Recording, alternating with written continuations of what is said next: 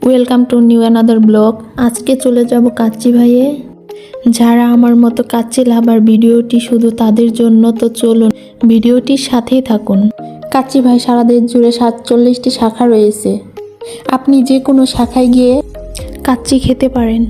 আমি রয়েছি মিরপুর 1-এ সনি হলের অপর সাইডে। এখানে বিভিন্ন আইটেমের কাচ্চি পাওয়া যায়। কাচ্চি, মাটন তেহারি, পোলাও, চুইগোস্ত, অন্যান্য মিষ্টান্ন, বিভিন্ন ধরনের জিনিস আপনারা পেয়ে যাবেন শুধুমাত্র কাচ্চি ভাইতে।